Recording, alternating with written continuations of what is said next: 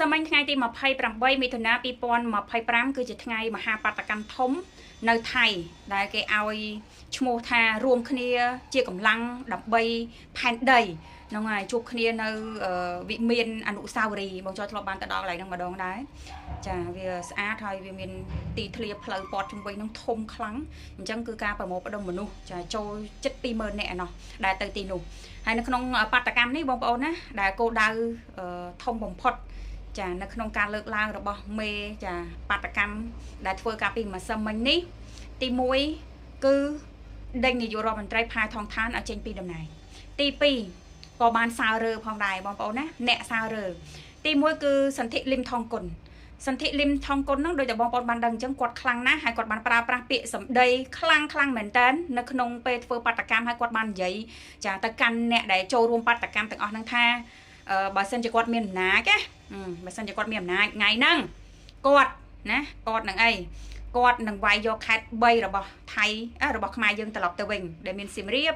មានបាត់ដំបងមានអីគេស៊ីសុផុនហ្នឹងហើយបន្តមកទៀតគាត់នឹងយកប្រាសាទព្រះវិហារត្រឡប់ទៅវិញបន្តមកទៀតបើសិនជាគាត់ធ្វើប៉ុណ្ណឹងហើយភាគីកម្ពុជាមិនពេញចិត្តគាត់នឹងវាយចូលដល់ក្រុងភ្នំពេញយកក្រុងភ្នំពេញទៀតណានឹងសម្ដីខ្លាំងរបស់គាត់ដែលកំពុងតែផ្ទុះការ share ចែករំលែកខ្លាំងនៅក្នុងបណ្ដាញសង្គមកម្ពុជារបស់យើងដូចជាបណ្ដាញសង្គមរបស់ថៃចាមួយទៀតលោកប៉ាន់ថេប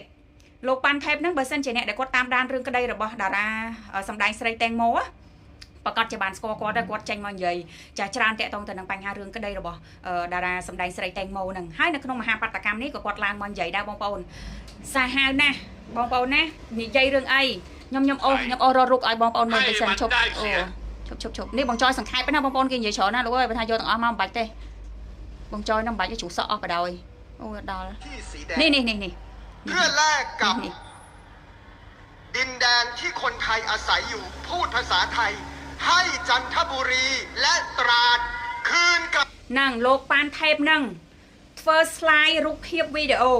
បង្ហាញទៅកាន់ក្រុមបាតកោទាំងអស់ពីដែនដីរបស់ថៃពីមុនដែលវាធំប៉ុណ្នេះបន្តមកទៀតក៏ត្រូវបានបាត់បង់ប៉ុណ្នេះហើយបន្តមកទៀតក៏ត្រូវបានបាត់បង់ប៉ុណ្នេះហើយបន្តមកទៀតក៏បានបាត់បង់ប៉ុណ្នេះណាបងប្អូនណាកន្លែងប្រវត្តិសាស្ត្រឲ្យក្រុមបាតកោទាំងអស់បានមើលបានឃើញតាមរយៈការបាតកម្មម្សិលមិញហ្នឹងហើយអញ្ចឹងហើយគឺគេប្រកាន់ចំហចាមិនខុសគ្នាជាមួយនឹងលោកសន្ធិលឹមថងគុណទេដែលថាមិនត្រូវឲ្យមានការបាត់បង់បន្តទៀតនោះទេណាបាត់បង់នៅតំបន់ប្រាសាទទាំង3ដែលកំពុងតែមានបញ្ហាជាមួយនឹងកម្ពុជារបស់យើងហ្នឹងប្រាសាទតាមុនធំប្រាសាទតាមុនតូចប្រាសាទតាកបីក៏ជាតំបន់មុំ3នេះឯងបងប្អូនអញ្ចឹងនេះគេធ្វើ slide អញ្ចឹងគេប្រាប់ណាដែនដីថៃពីមុនធំប៉ុណ្ណាគេយកតែត្រឹមប៉ុណ្ណឹងមកគេយកអាធំប៉ុណ្ណឹងឥ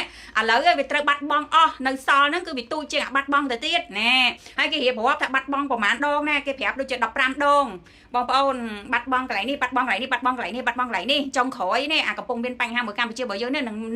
មិនត្រូវបាត់បង់ទៀតអីទេអូចារៀបរាប់ហោហាយអញ្ចឹងហ្នឹងហើយទាំងលោកសន្ធិលឹមថងគុណដែលនិយាយប្រកាសក្តែងហ្នឹងដែលថាត្រូវយកអីគេអីគេខេត្តទាំង3របស់កម្ពុជាអីមិញនិយាយឡើងខ្លាំងបើខ្លួនឯងមានអំណាចហ្នឹងហើយរកខ្លួនឯងមានអំណាចស្អីអត់ហ្នឹងហើយចាស់ឡើងចិត្តស្លាប់ហ្នឹងហើយអូយមកទោហ្នឹងហើយនេះសំខាន់